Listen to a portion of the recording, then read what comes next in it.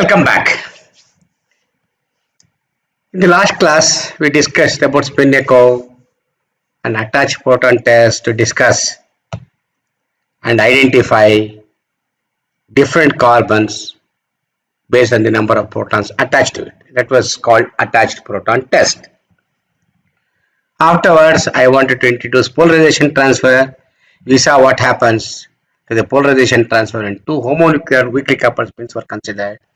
We saturated one of the transition, we saw change in the intensity of the other coupled spin. We also inverted one of the transitions of the coupled spin, we saw change in the intensity of the other coupled spin. Now we extended the logic to what happens in heteronuclear case, because in the case of heteronuclear, gyromagnetic ratio, and I'm now taking the example of proton and carbon gyromagnetic ratio is 4 times smaller than that of proton. There again we selectively saturated one of the signals. Selective polarization transfer we did, saturation transfer we did for one of them. When we did the selective polarization transfer by saturating one of them, we observed this. We had taken for the purpose of understanding 10 spins here, 2, 8 and 0, 0, so that the intensity ratio for 2 protons signals and 2 carbon signals in the doublet pattern remains 2:2, 8:8, because as you know, this one is always much smaller compared to proton, 4 times smaller. That's why that was the population ratio chosen. We also observe what happens if I saturate one of them. We saturated this peak, this proton peak, because we are transferring signal from magnetization from proton to carbon. So we'll saturate proton and see what happens on carbon. We saturated this signal, especially this peak, 1 to 2. See, it was, when we saturate, the populations which were more here, about 10 and 2 here, now I made it equal, 6, 6. That's all. We saturated only one proton peak. See the effect now. Calculate the intensity ratio.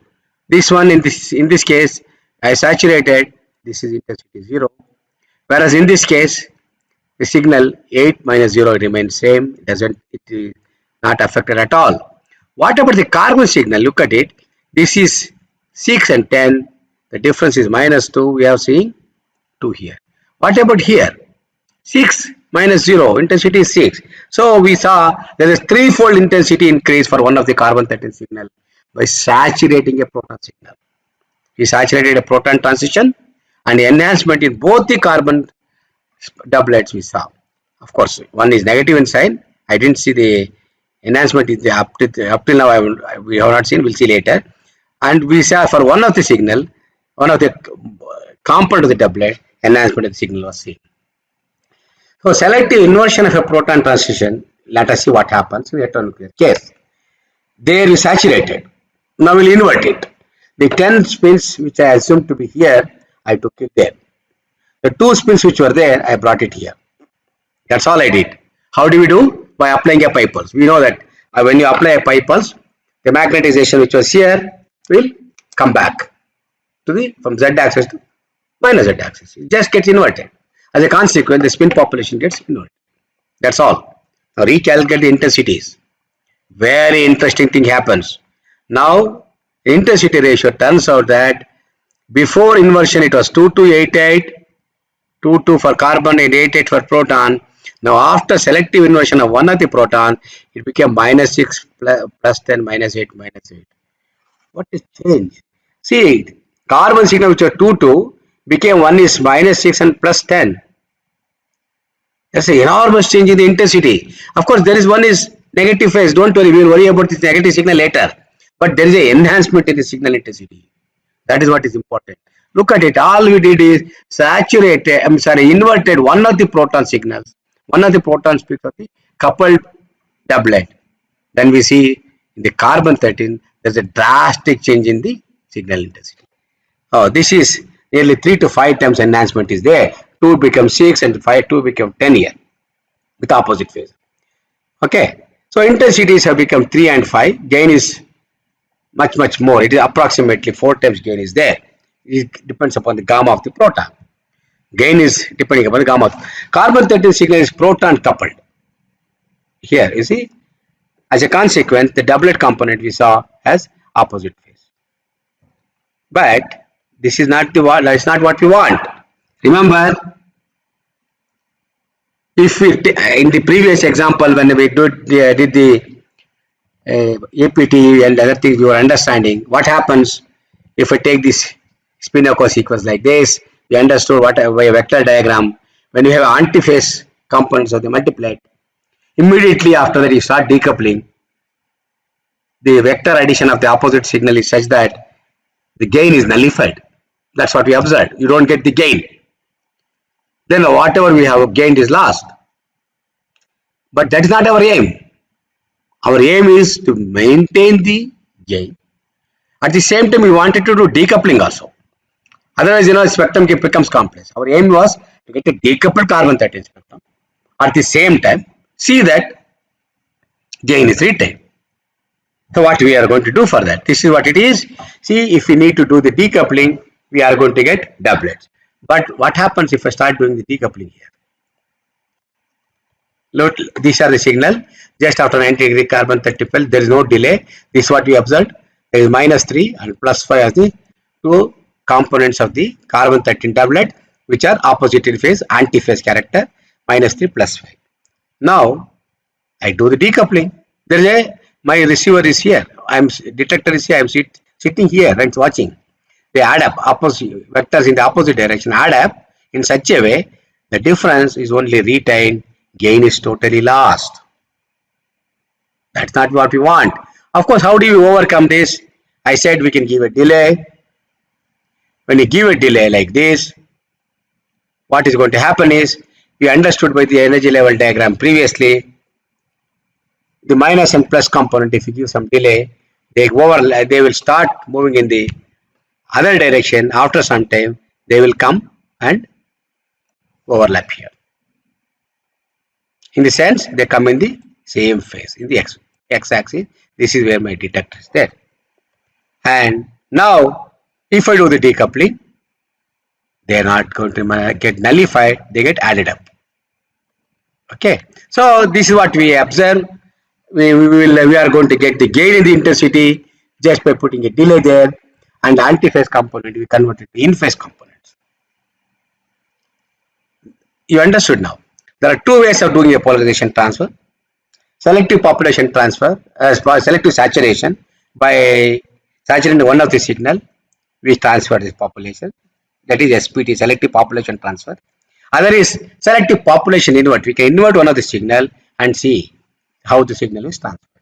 And SPA is very good because we got maximum signal intensity. When these 5 plus 3 added up, it is 8.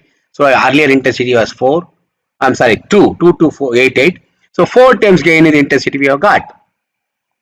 Why 4 times gain? Gamma of proton to gamma of carbon is 4 times. So we get almost 4 times gain in the signal intensity here.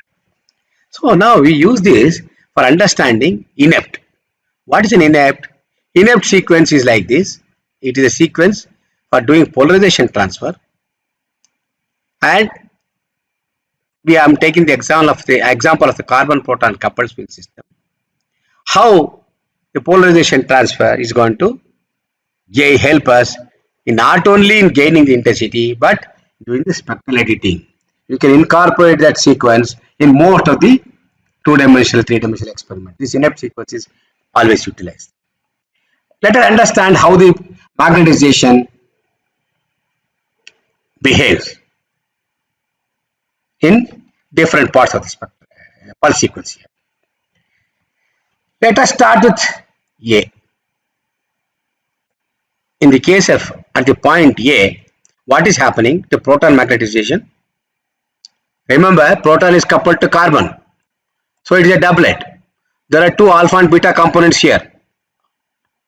Okay, so both alpha and beta components are aligned along z-axis. They are in thermal equilibrium. There is no difference at all. Just thermal equilibrium, magnetization split into doublet because of carbon-13. Two components, alpha beta. Apply 90-degree pulse. After this is the situation at A. Here, this one. Okay. Now apply 90-degree pulse. Bring the magnetization vector to y-axis. I have done that. Now flip the magnetization to y-axis by applying a 90-degree X pulse. That is position B at the point. This is what happened at the point B. Immediately after 90-degree pulse. Now what I will do is I will start waiting. I don't do anything. I simply keep quiet. Then what happened? At the point C, there is a delay between B to C. This is the point C. There is a delay between B to C. These alpha beta components of proton start dephasing. One moves like this, other moves like this, depending upon their normal frequencies. Because when it is a doublet, you know, one is at higher frequency, other is lower frequency from the center of the chemical shift position. We know that. Okay, so that's what happens. As a consequence, they start rotating. Let us say after a time delay tau d, they have rotated by 1/4 times JCH. Now at time d, that is just after time c, what we have done is we have applied two 180 pulses simultaneously on proton and also on carbon. Let us see what happens to the proton components. You are going to apply a 180 pulse along X. See, this is Y, this is X. Now magnetization is moving here and here in the Y axis. Now in the X axis, I rotate like this by 180. What happens? This component is here, this component. One which was here came here, the one which was here came here. But they continue to precess in the same direction. You understand what is happening to the proton spin vectors, which was brought here, they start dephasing like this and like this. They start dephasing like this. And rotation on the x-axis like this will like a turning the pancake. The vector start, which was here and here, went here and here. Simply gets inverted. So now beta component is here, alpha is here. They continue to move in the same direction. That is what is happening as far as the proton vectors are concerned. So now at the same time we apply pi pulse on carbon 13.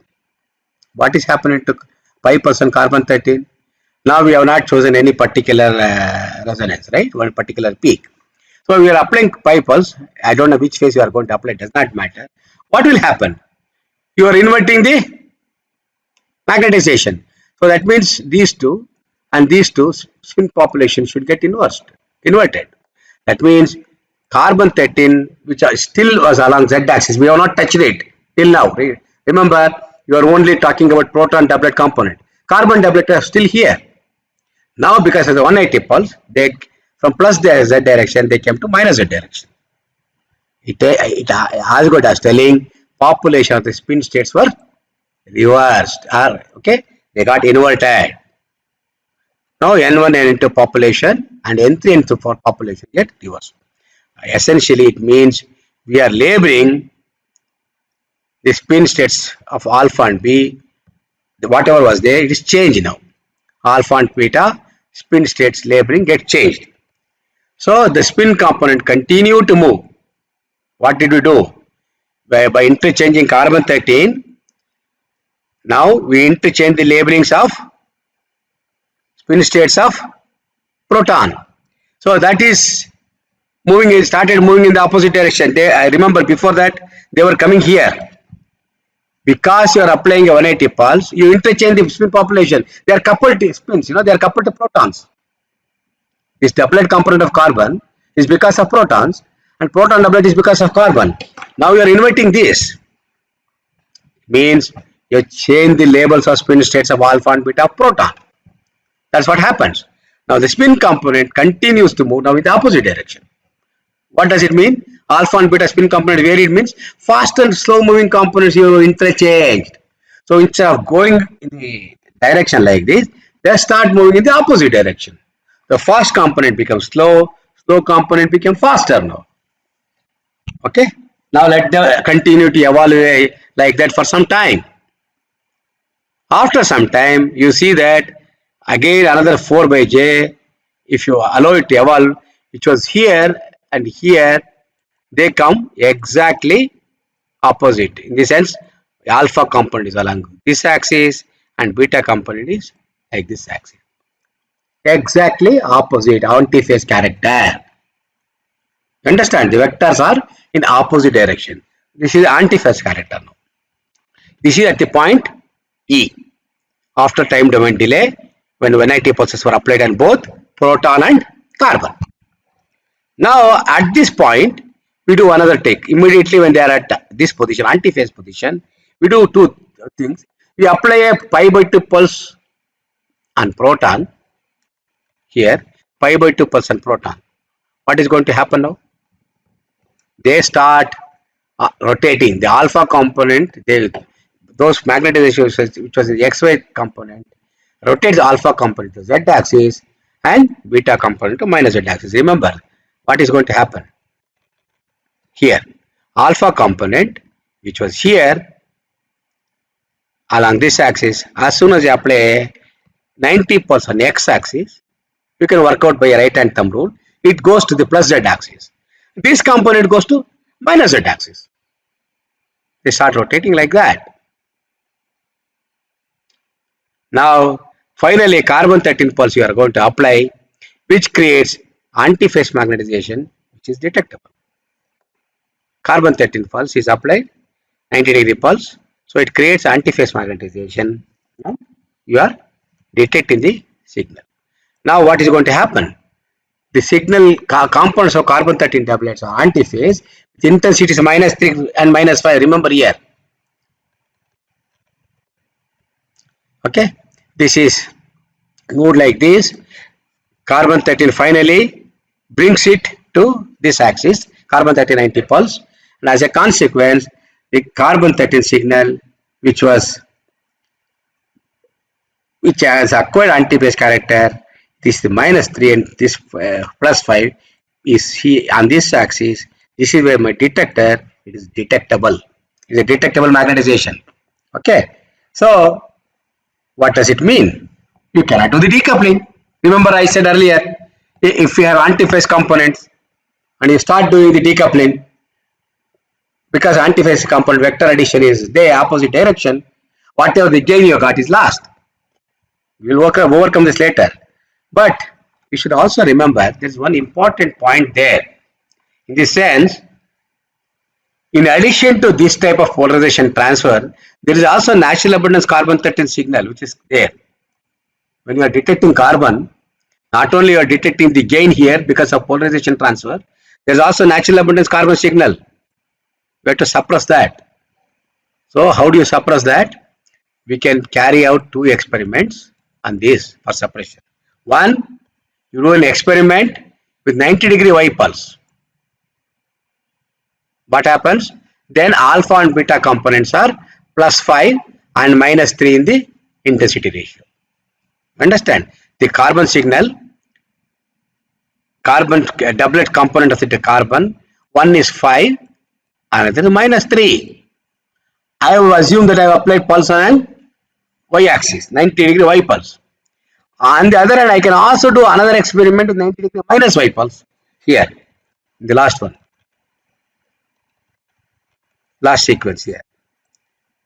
Last pulse, what I am applying, I can apply it to, I do two experiments. One 90 plus Y, another by minus 90 minus Y. In plus 90 plus Y, this is positive and negative. In the 90 minus Y, the components get interchanged. Now plus 5 is here and this is negative. Alpha beta components get interchanged. Intensity gets reversed. Now what you are going to do? In both the cases, in addition to this, what are we getting? In this experiment, we get this signal. Okay, natural component it also is there. This is one intensity, this is plus 5. This adds up as a component because this is all in phase. Natural signal magnetization of carbon is in phase, but they are in antiphase. Now what is going to happen? This will add. Now this and this, if it is present, finally what is going to happen? The transferred magnetization turns out to be 4 and this gets subtracted, it will become minus 4. Because natural magnetization is adding for that.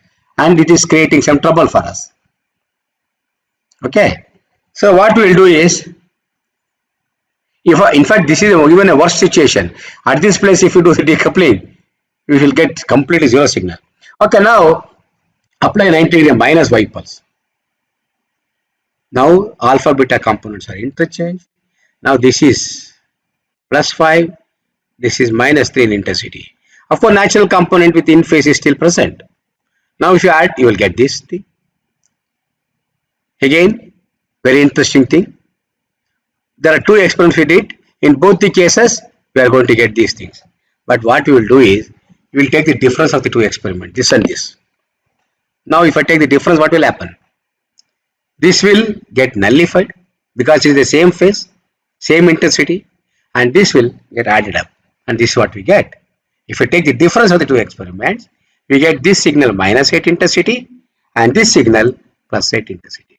Of course, the antiphase character is still maintained. But now see the gain. 8 intensity. What was the intensity when we started before? It was 2. Compared to proton, 1/4 it is less. But now it is equal to the intensity 4 times gain. Why 4 times gain? It has a relation with gamma, gyromagnetic ratio. You can understand how it is related to gyromagnetic ratio. As a consequence, it became more. Now you look at the intensity pattern for different signals. In the natural, in the conventional carbon-13 NMR, 1D NMR, what is the pattern for CH2? Carbon coupled to 2 equivalent protons is a triplet. No doubt about it. We know that. Whereas in the inept case, we get character signal like this. Why? The reason is the central component of this triplet do not precede at all. It is always along this axis. Only fast moving, slow moving components start moving and start dephasing, moving in the opposite direction. But the one which is at center will not precede at all. It is along the same axis always. So as a consequence, that is not affected. Whereas here this one, this is the gain of intensity by this ratio. This is the gain of intensity by this ratio. I worked out, if you work out, it turns out to be minus 80 plus 8. This is exactly what we saw here. So this is the gain we get for CH2 peak. And what about the CH3 peak? For CH3 peak, it is 1331 intensity in the conventional NM carbon-13 spectrum without INEP. With INEP, exactly it behaves like this.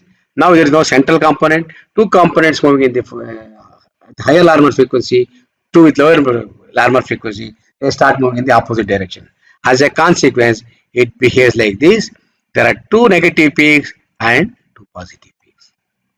Again, intensity ratio can be given like this.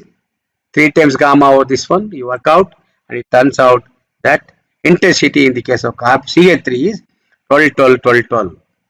That's a fantastic thing. Beautiful, right? Now, in the case of the inept case, we can have a coupled inept and decoupled inept. Because this is so far what we observed is coupled inept. Till now, we have not decoupled.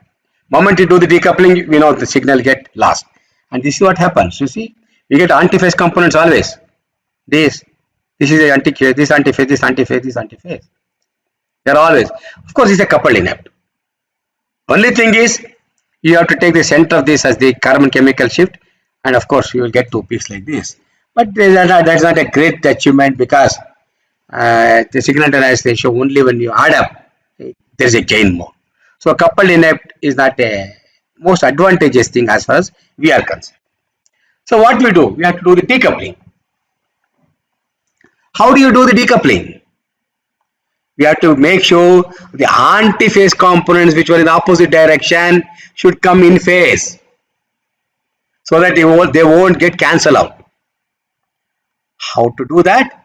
This is done by what is called refocused inept. What we do in this case, up to this is known. Now we add an extra block like this. What is this extra block doing? This extra block with this delay 180 pulse on both proton and carbon with another delay will collect the signal At the same time, switch on the decoupler. This will take care of cancellation of the signal due to antiphase components. How it works? Very simple.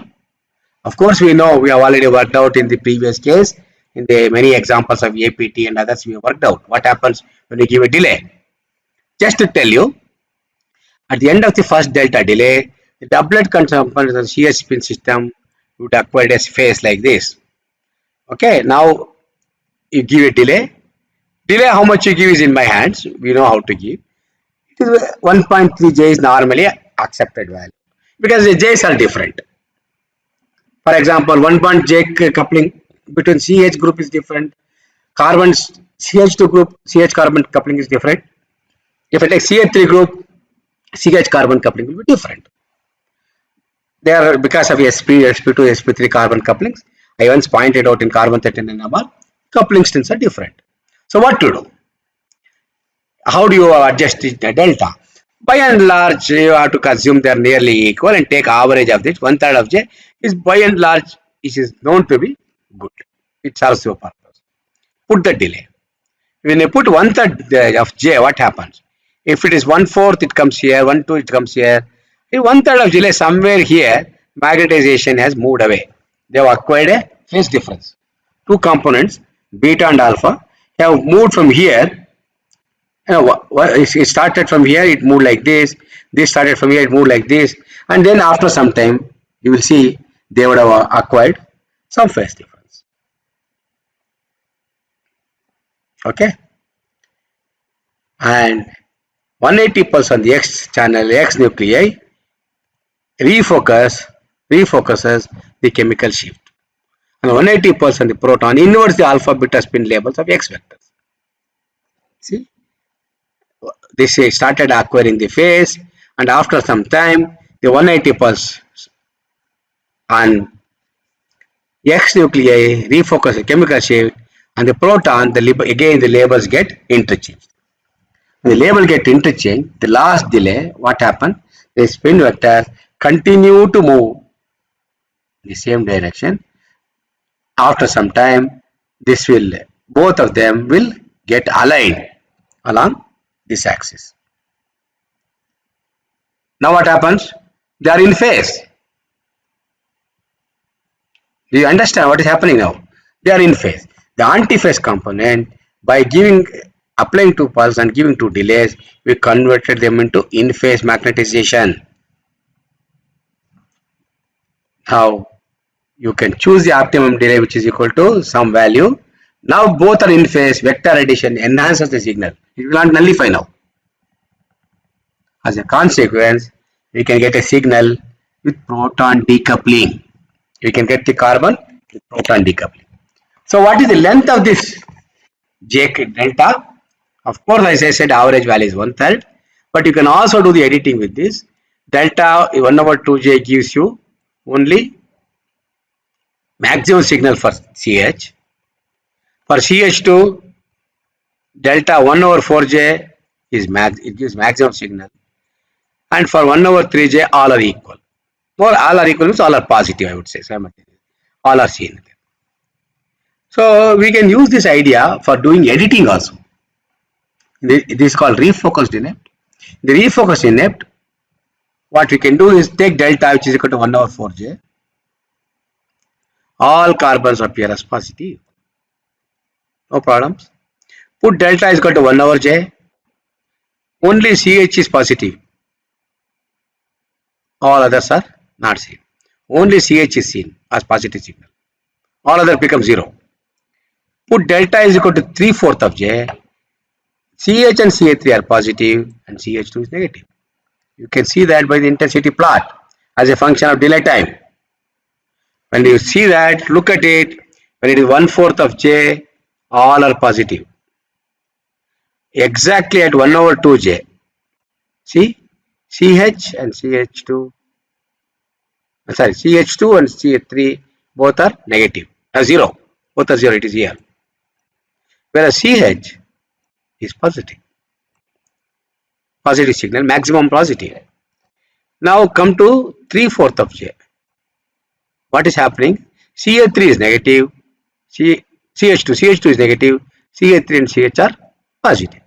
So you can do this identification of carbons based on the proton multiplicities. How? By choosing the delay delta. You can choose appropriate delta and get all positive, or you can get only CH, nullify this, or you get two positive or negative, similar to what you get in other refocusing, other experiment like APT. So what is the advantage here? Look at it. This is a normal NOE spectrum, normal spectrum without NOE, without coupling, without decoupling. This is a carbon 13 spectrum of CHCl3. It is a doublet because of coupled to single proton. No NOE, no decoupling. Simply acquire the spectrum with a one pulse. You are going to get a doublet. This is JCH and this is the intensity pattern, signal to noise ratio. Same thing, inept spectra, no decoupling, +4, -4 intensity is there. Refocus inept, no decoupling. Only thing is you made anti-phase components as in-phase components. That's all. There is not much change, difference to be discussed about here between this and this. Whereas look at refocused inept with decoupling. Now these two will collapse, add into a single peak. See, enhanced intensity. You get the point. Refocus inept has enhanced intensity. Now we have to compare this with the normal carbon 13 spectrum with decoupling and with NOE. I said in the decoupling, when I was explaining carbon 13 also, I said generally practiced is you acquire carbon 13 spectrum with decoupling and NOE. That is the decoupling experiment of carbon, where we are going to see NOE also. That is the actual signal we get. Now compare that signal with inept. Don't you see there is enhancement in the intensity? This is the advantage of inept. So this is the polarization transfer technique. Just to compare a spectrum like this for a molecule like this, big molecule, nitrogen 15. Of course, I told you this polarization transfer experiment. I took the example of proton and carbon. Does not mean it is applicable only to this. It is a general method I discussed. It can be between any abundant spin to any low abundant spin. Polarization transfer is possible. It can be proton to nitrogen or proton to phosphorus to something else. Anything you can do. You understand? So any low abundant spin you can take, or low gamma nuclei also, and you can do this thing. Okay? And look at it. This is the conventional 59 spectrum. No NOE. This is what you see. It takes ages to acquire. It takes nearly 6 hours to do this thing. Whereas inept experiment gives you enhancement like this. See the advantage of polarization transfer. NMR is basically insensitive technique compared to other spectroscopy technique. But still, we could do something and get the enhancement just playing with the magnetization and spin dynamics. And we got, and this is a significant advantage. And if the intensity goes up by 3 to 4 times, your experimental time comes on by a square of that. Instead of doing for experiment for 1 hour, 1 day, we may finish it in less than an hour. It is the biggest advantage, time saving factor. So you see in an example like ruthenium, polarization transfer from phosphorus, this is of course not decoupled antiphase character. This is the conventional spectrum. See the difference in the intensity, lot of enhancement. And this is where you can compare varieties of spectra, different type, carbon 13 decoupling, no decoupling, inept, refocus inept, and all those things. And see the K. You don't compare just the intensity, you have to compare signal to noise ratio. This noise to signal ratio is very important. And no doubt, if you can get the refocus inept spectrum and with the broadband decoupling is definitely a better spectrum. So signal intensity maximum enhancement you can see different for different nuclei.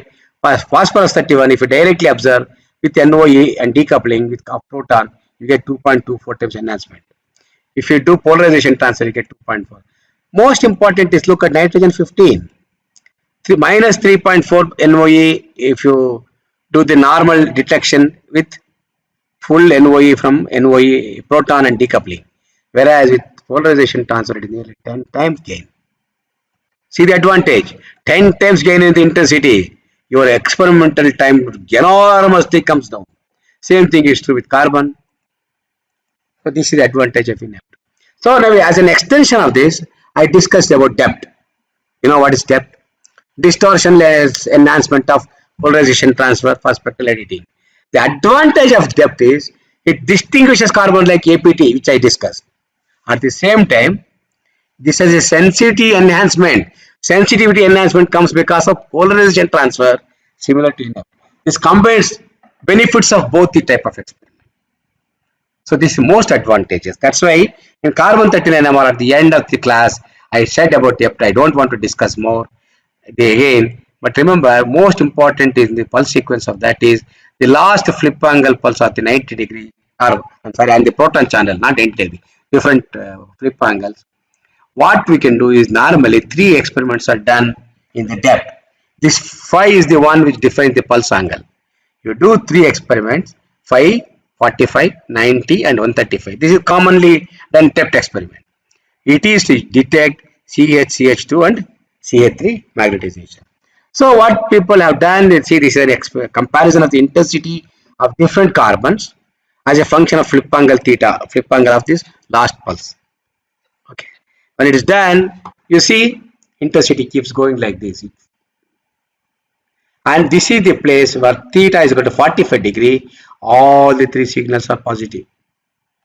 When theta is equal to 90 degree flip angle, these two are practically 0, you get only CH peak. When theta is equal to 135 degree, this is positive, CH is positive, CH3 is positive, CH2 is negative.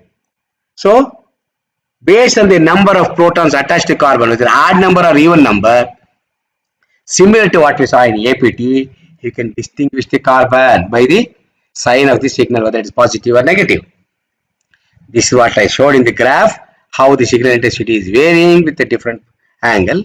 Of course, it depends upon sin theta, whereas earlier I said it depends upon cosine of the theta wave. So this is a simple comparison. This is a normal carbon 13 NMR spectrum. This is a depth 45 where everything is observed. Depth 90, only CH peak is observed. Depth 135, these two are at carbons attached, odd number of protons are positive, CH2 is negative. Okay. And real comparison of the spectrum is like this, and a menthol molecule, this is CH3 only carbons, CH2 only carbons, CH only carbons, and all carbons.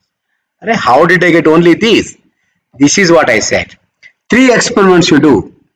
As you said, once you get only CH, once you get all are positive, once you get 2 positive and 1 negative in the 135 experiment. Now there is a multiplication factor for this so that you can scale the intensities equally. Then making addition or subtraction of corresponding 1 or 2 spectra, you can do the editing in such a way from this normal spectrum, you can subtract CH only spectrum, then you get other carbons. Then you can add up CH and CH3 and then scale it, subtract from this, you get only CH only spectrum. Like that, you can play with the scaling factor, do addition and subtraction of this depth spectra of different flip angles. You can manage to get only CH carbon, CH3 carbon, CH2 carbon spectra individually. This is called spectral editing. Most important, very, very advantageous for you for making assignment of the carbons. Now you understood the polarization transfer technique. The biggest advantage is you got the enhancement in the gain. You are able to identify the carbons based on the protons attached to it. At the same time, most important, you are able to get the decoupled spectrum. So biggest advantage. That's why always use depth experiment for your analysis. Okay, so I have told you all about polarization transfer. Not all, I would say it is only a tip of an iceberg. Lot more things are there for you to understand. Please go back and read your, some more literature, some more books. This is only the concept, fundamentals I have told you. You have to understand. But this idea, what I have given you, should be sufficient for you to start analyzing depth and other things. So I will continue with the next class with a different topic.